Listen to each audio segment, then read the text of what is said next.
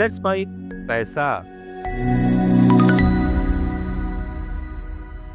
नमस्कार दोस्तों, let's mic पैसा में मैं मनीष आपका स्वागत करता हूं आज के हमारे इस नए वीडियो में। दोस्तों, आज हम जो बात करने वाले हैं वो कहीं ना कहीं इन्वेस्टमेंट साइकोलॉजी के साथ जुड़ी हुई है। जी हाँ दोस्तों, इन्वेस्टमेंट साइकोलॉजी, निवेशक व्यवहार के साथ। दोस्तों, हम इन्वेस्टमेंट कर देते हैं, इक्विटी म्यूचुअल फंड में कर देते हैं, स्टॉक्स में कर देते हैं और लॉन्ग टर्म के लिए कर देते हैं। लॉन्ग टर्म जब इन्वेस्टमेंट की शुरुआत करते हैं तब उनका विचार होता है नहीं मुझे 10 साल के लिए पैसा निकालना ही नहीं है, 15 साल के लिए पैसा निकालना नहीं है। तब बहुत बड़ी बड़ी बातें होती है इन्वेस्टमेंट की स्टार्टिंग में कि मेरे को 10 साल तक कोई टेंशन नहीं है, हाँ मार्केट के उतार चढ़ाव में समझता हूं, कोई दिक्कत नहीं है। लेकिन अचानक से ऐसा क्या होता है कि जो 10 साल के लिए इन्वेस्टमेंट किया हुआ है वो 10 महीने में भी निकल जाता है।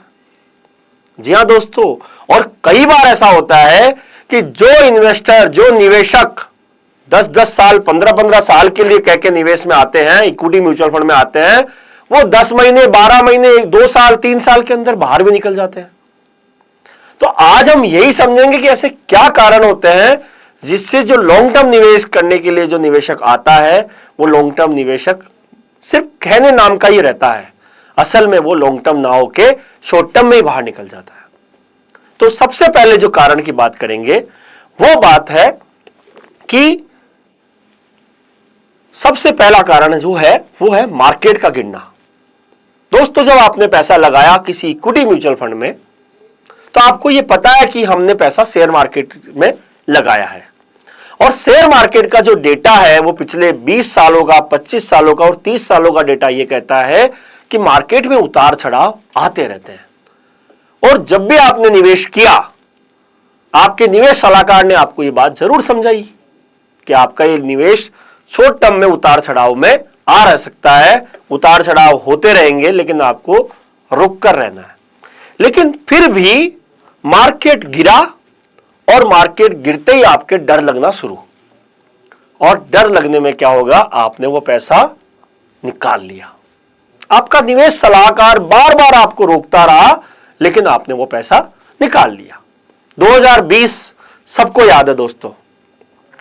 2020 में किसी ने जनवरी 2020 में 1 लाख रुपए लगाए और मार्च 2020 में कोरोना आ गया और मार्केट मार्च 2020 के लेवल पे 40% से 50% के बीच में डाउन, और 1 लाख रुपए की वैल्यू हो गई 50,000 रुपए। और दोस्तों, डर आना स्वाभाविक है, हर किसी के डर आ सकता है। आपने घबरा के उस 50,000 रुपए को विड्रॉल कर लिया और उसको ले जाके आपने सिक्योर में, क्योंकि जब आपको डर लगने लग जाता है मार्केट से तो आप मार्केट से दूर भागते हो, और मार्केट से दूर भागते हैं तो फिर पैसा जाके इन्वेस्टमेंट होता है एफडी में। कर दिया आपने एफडी, 50,000 रुपए की एफडी कर दी। 2020 में आपने जो एफडी करी वो 2025 आज तक भी आपकी एफडी 50,000 रुपए की 80,000 रुपए हुई होगी। लेकिन अगर आप मार्केट में रुके रहते, उस घबराहट को कंट्रोल रखते, उस डर का सामना करते और विश्वास करते, तो आज उस 1 लाख रुपए की वैल्यू कम से कम 3 लाख रुपए होती। तो इसलिए ये जो पहला कारण है कि डर की वजह से जो पैसा निकलता है, तो हमारा ये वीडियो आज उसी संदर्भ में है कि आप उस डर का सामना कीजिए। आप विश्वास रखिए कि मार्केट का काम ही उतार चढ़ाव है, मार्केट गिरा है तो ऊपर भी जाएगा। आप अपने पैसे को रोक के रखिए, आपको रिटर्न तो बन ही जाएंगे। तो यह पहला कारण हुआ कि मार्केट में जो गिरावट होती है उसकी वजह से जो लॉन्ग टर्म निवेशक होता है वो लॉन्ग टर्म का ना रह के शॉर्ट टर्म का रह जाता है। अब हम बात करते हैं दूसरे कारण की। निवेश आपने किया, मार्केट भी अच्छा चल रहा है, सब बढ़िया, लेकिन आपकी कोई इमरजेंसी आ गई, या फिर आपको इमरजेंसी आ गई, या फिर आपके कोई घर में कोई काम आ गया, आपको कहीं से भी पैसा नहीं दिख रहा कि कहां से मिलेगा। तो आपने क्या किया, जो आपने लॉन्ग टर्म के लिए निवेश किया था उसको ब्रेक करा दिया, और बीच में ब्रेक करा दिया। क्यों? क्योंकि आपको जरूरत पड़ गई, इमरजेंसी आ गई, पैसे की व्यवस्था कहीं से नहीं हो रही। तो उसके लिए आपके पास समाधान क्या था कि आप अपना एक इमरजेंसी फंड बना के हमेशा चले। लेकिन आपने कोई इमरजेंसी फंड तो बना नहीं रखा, तो आपने जो अपने लॉन्ग टर्म के लिए जो निवेश किया था उसमें से आपने ब्रेक कर दिया, और वो भी कहीं ना कहीं आपको एक कारण ऐसा हो जाता है जो आपको लॉन्ग टर्म निवेशक से शॉर्ट टर्म निवेशक बना के छोड़ देता है। इसलिए हमेशा अपना एक इमरजेंसी फंड बना के चले, ताकि आपको अपने जो लॉन्ग टर्म के लिए जो निवेश किया हुआ है उसमें से विड्रॉल ना करना पड़े, क्योंकि रिटर्न लॉन्ग टर्म में और ज्यादा बनते, उसका फायदा आपने खो दिया बीच में विड्रॉल करके। तो इमरजेंसी फंड बना के चले, साथ ही साथ आप अपना एक हेल्थ इंश्योरेंस लेके चले, ताकि कोई मेडिकल इमरजेंसी आए तो वहां से आपको फायदा मिल सके। तीसरा कारण दोस्तों वो होता है फोमो। जी हां दोस्तों, FOMO, FOMO, fear of missing out. Fear of missing out का सबसे बढ़िया एग्जांपल अभी रिसेंट के समय में हुआ। गोल्ड ने पिछले 1 साल को छोड़ दे तो गोल्ड का जो रिटर्न है वो दोस्तों हर साल ऑन एन एवरेज 10% के आसपास रहा। लेकिन पिछले 1 साल में गोल्ड ने अप्रत्याशित तेजी दिखाई। गोल्ड के साथ सिल्वर भी साथ में दौड़ा, और गोल्ड और सिल्वर ने 1-1 साल में रिटर्न बना दिए 70 से 100% के बीच में। और यहां पे आती है, स्टार्ट करते हैं फोमो की। जी हां दोस्तों, फियर ऑफ मिसिंग आउट। पिछले 1 साल में इक्विटी म्यूचुअल फंड के रिटर्न बने नहीं। इक्विटी म्यूचुअल फंड में आपने जो पैसा लगाया वो वहीं का वहीं रखा हुआ है। तो मान लीजिए आपने सितंबर 2024 में पैसा लगाया, जब मार्केट अपने ऑल टाइम हाई पे चल रहा था, और सितंबर 2024 में जो पैसा लगाया उसको 1 साल बाद भी, 1 साल या अप्रोक्स 9 महीने के आसपास, मई जून के आसपास भी रिटर्न नहीं मिल रहे थे। तो आपको क्या लगा कि अरे यार यहां तो रिटर्न ही नहीं बन रहे, तो मैं गोल्ड और सिल्वर में चला जाता हूं। और जो आपने लॉन्ग टर्म के लिए निवेश किया था इक्विटी म्यूचुअल फंड में, वहां से आपने विड्रॉल किया और गोल्ड और सिल्वर में इन्वेस्टमेंट कर दिया।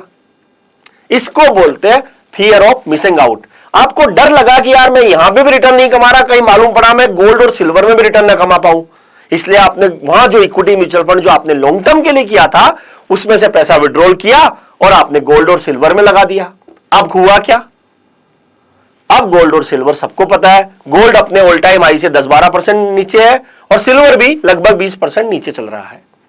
तो ये जो फियर ऑफ मिसिंग आउट है, ये कहीं ना कहीं आपको अपने लॉन्ग टर्म निवेश में रोक देता है। आपको लगता है कि मेरा ये निवेश नहीं चल रहा, मैं दूसरा निवेश जो चल रहा है जैसे क्रिप्टो चल रहा है या प्रॉपर्टी में चल रहा है, तो मैं यहां से पैसा निकाल के वहां लगा देता हूं, वो कहीं ना कहीं आपका नुकसानदेह हो सकता है। तो वो कहीं ना कहीं आपको लॉन्ग टर्म निवेशक से शॉर्ट टर्म निवेशक बना देता है। इसलिए कभी भी फोमो में न आए, हमेशा अपने निवेश में बने रहे, अडिग रहे, अपने गोल पूरा होने तक आप अपने निवेश को चलाते रहे। चौथा जो कारण है दोस्तों, वो कारण है गलत इन्वेस्टमेंट में जाना। आपको जाना था 5 साल के लिए, लेकिन आपने ऐसे फंड में निवेश कर दिया जो आपको रिटर्न ही 10 साल में बनाएगा। जैसे एक एग्जांपल दूं मैं आपको कि आपको 5 साल के लिए निवेश करना है, तो आपने किसी इक्विटी म्यूचुअल फंड स्कीम में जाना था, लेकिन आप किसी के दबाव में आके या किसी की अनभिज्ञता में आके आपने कोई यूलिप प्लान ले लिया। अब यूलिप प्लान में पहले 5 साल आपको प्रीमियम ही देना होता है, उसके बाद जो यूलिप प्लान में रिटर्न आते हैं वो अगले 5 से 10 सालों में आते हैं। तो यूलिप प्लान आप लेवे, लेकिन उसका टारगेट होना चाहिए आपका कम से कम 10 से 15 साल। अब अगर आपको 5 साल में ही पैसा वापस चाहिए तो आपको यूलिप प्लान में नहीं जाना चाहिए था। तो वो भी कहीं ना कहीं आपको एक गलती हो जाती है कि आप लॉन्ग टर्म निवेश में रह नहीं पाते हैं। तो फिर यूलिप प्लान में अगर आप 5 साल में ही अपना पैसा विड्रॉल करेंगे तो आपको नुकसान की संभावनाएं ज्यादा हो जाती है। इसलिए अपने निवेश में सोच समझ के निवेश करें, आपकी जानकारी के अनुसार प्रोडक्ट चुने। अगर आपकी जानकारी के साथ आपकी जो निवेश, आपकी जो जरूरत है उसके हिसाब से प्रोडक्ट चुने। अगर आपको 3 साल में पैसा चाहिए तो उसके हिसाब से प्रोडक्ट चुने, और अगर आपको 10 साल के लिए इन्वेस्टमेंट करना है तो आपको उस हिसाब से इन्वेस्टमेंट स्कीम में जाना चाहिए। तो यह भी कहीं ना कहीं एक कारण हो जाता है जो आपको लॉन्ग टर्म निवेशक नहीं बनने देता है। अगला जो कारण है दोस्तों वो है इमोशनल डिसीजन लेना। इमोशनल डिसीजन जैसे अभी हमने बात करी डर की, वो डर की तो है ही, लेकिन साथ में कोई न्यूज आ गई कि अमेरिका में तो ट्रंप ने टैरिफ लगा दिया, मार्केट चलेगा ही नहीं, और आपको वो इमोशनल डिसीजन लगा, आपने इमोशनल हुए और आपने पूरा का पूरा पैसा निकाल के और आपने बैंक में जाके एफडी करा दी। दोस्तों कई बार इमोशनल डिसीजन आपके नुकसान के कारण बन सकते हैं। इसलिए जो भी डिसीजन आप ले, इमोशन में आके ना ले, अपनी बुद्धि का, अपने विवेक का इस्तेमाल करते हुए निवेश करें और निवेश में बने रहें, ताकि आप एक लॉन्ग टर्म निवेशक बने, और लॉन्ग टर्म में निवेश में रिटर्न बनी जाते हैं। अगला जो कारण होता है वो होता है रैंडमली निवेश करना। दोस्तों ये बहुत बड़ा कारण है। आपने कोई लक्ष्य नहीं बनाया, आपने बस एक बिना किसी लक्ष्य के आपने निवेश कर दिया। और दोस्तों जब आपके पास लक्ष्य नहीं होगा ना तो आप निवेश में से निकाल ही लोगे पैसा। तो आपने अगर लक्ष्य बनाया होता कि मैं अपने बच्चों की पढ़ाई के लिए और बच्चों की शादी के लिए पैसा जोड़ रहा हूं, तो फिर आप शायद उसमें से नहीं निकालते, वो पैसा आप वहां तक चलने देते। लेकिन अगर आपने कोई निवेश लक्ष्य बनाया ही नहीं, और अगर आपने निवेश लक्ष्य नहीं बनाया, तो फिर वो आपके लिए जनरल इन्वेस्टमेंट है जिसको आप कभी भी विड्रॉल करना चाहेंगे। इसलिए अपने निवेश लक्ष्य को चुने और उसके हिसाब से निवेश करें ताकि आप अपने लॉन्ग टर्म निवेश तक बने रहें। तो ये भी कहीं ना कहीं कारण है जो आपको लॉन्ग टर्म निवेश नहीं करने देता, आप शॉर्ट टर्म में ही निवेश करके रह जाते हैं। अगला जो कारण है वो कारण है कि आपकी रिटर्न एक्सपेक्टेशन बहुत ज्यादा हो जाती है, और रिटर्न एक्सपेक्टेशन ज्यादा होना भी कहीं ना कहीं आपके निवेश में ना बने रहने का कारण है। दोस्तों एक स्कीम में पिछले 3 साल में रिटर्न आया 25%, और आपने वही सोच के उस स्कीम में इन्वेस्टमेंट कर दिया कि आपको भी आने वाले 3 साल में 25% का रिटर्न आएगा, और आपको रिटर्न आता है मान लीजिए 12%। तो आप डिसअपॉइंट हो जाते हो कि मेरे को तो 12% ही रिटर्न आए, जबकि रिटर्न तो 25% आए हुए थे। तो दोस्तों ऐसा नहीं है। पास्ट परफॉर्मेंस देख के अगर आपने इन्वेस्टमेंट किया है तो वो कहीं ना कहीं एक गलत कारण हो सकता है।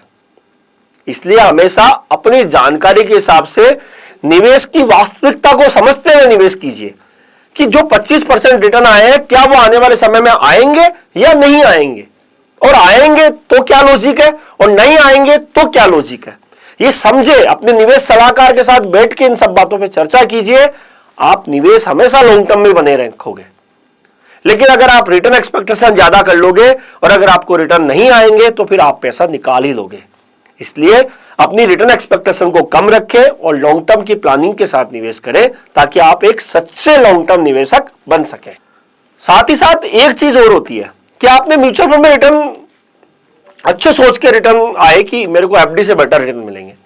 सितंबर 2024 का मैं वापस एग्जांपल लेता हूं। सितंबर 2024 में आपने कोई इन्वेस्टमेंट किया और आपने ये सोच के किया कि मुझे एफडी से ज्यादा रिटर्न मिलेंगे। दोस्तों पिछले 1 साल के जो रिटर्न है वो आपके इक्विटी म्यूचुअल फंड के रिटर्न एफडी से कम है। अब आप क्या सोचोगे कि इससे तो बढ़िया एफडी है, और आपने वहां से जो कम रिटर्न आ रहा है 3-4% का रिटर्न आ रहा है वहां से पैसा निकाल के वापस एफडी में चले जाओगे। और दोस्तों फिर क्या होगा कि अगले 1 साल हो सकता है मार्केट अच्छा चल जाए और आपके जो 4% के रिटर्न आए थे सिर्फ वो अगले साल 14% के रिटर्न आए, तो आपका 2 साल का एवरेज ऑटोमेटिकली सुधर जाएगा। इसलिए जो निवेश आपने लॉन्ग टर्म के लिए किया है उसमें सिर्फ 1 साल के रिटर्न देख के कभी भी पैसा निकालने की गलती ना करें, क्योंकि मार्केट है, उतार चढ़ाव है। हो सकता है किसी 1 साल में रिटर्न नहीं आए तो हो सकता है अगले 2 साल में बहुत अच्छे रिटर्न आ जाएंगे, तो आपका 3 साल का एवरेज अच्छा हो जाएगा। और मार्केट में रिटर्न ऐसे ही आते हैं, कभी भी कोई 1 साल में समान रिटर्न नहीं आते हैं। किसी 1 साल में रिटर्न नेगेटिव होते हैं तो किसी 1 साल में रिटर्न 25% भी आ जाते हैं, तो वो आपके 2-3 साल का एवरेज अच्छा हो जाता है। तो इसलिए हमेशा रिटर्न की तुलना ना करें कि इक्विटी म्यूचुअल फंड में कितने रिटर्न आए और बैंक एफडी में कितने रिटर्न आए। दोनों ऑप्शन अलग अलग है। बैंक एफडी एक अलग तरीके का प्रोडक्ट है और इक्विटी म्यूचुअल फंड एक अलग तरीके का प्रोडक्ट है। दोनों के अपने अपने पॉजिटिव है और अपने अपने नेगेटिव है। इसलिए हमेशा अपने निवेश में समझदारी करते हुए अपनी जानकारी और अपनी जरूरतों के हिसाब से निवेश कीजिए, ना कि कंपैरिजन करके निवेश कीजिए। तो दोस्तों ये हमने आपको गलतियां बताई जो आदमी को, किसी एक निवेशक को लॉन्ग टर्म निवेशक बनने से रोकती है। इसलिए आप भी ये गलतियां करने से बचें और अपने निवेश में लॉन्ग टर्म के लिए निवेश कीजिए। तो अगर आपको ये जानकारी सही लगी हो तो इसको लाइक कीजिएगा, अपने दोस्तों के साथ शेयर कीजिएगा और हमारे इस चैनल को सब्सक्राइब कीजिएगा। हम अगले वीडियो में फिर मिलेंगे आपके साथ, तब तक के लिए धन्यवाद। आप सुन रहे थे let's mind more than radio. Follow कीजिए हमें हमारे सोशल मीडिया प्लेटफॉर्म्स पर। It's time for news. It's time for more than radio. Presenting the first radio news app, Let's Mic. Let's Mic, a news-based app on your phone where you get to watch and listen news, talk shows, interviews, radio show podcasts. On Let's Mic, you get all relevant information of TV, print, radio, podcast, and digital. Let's Mic talks about every segment of life.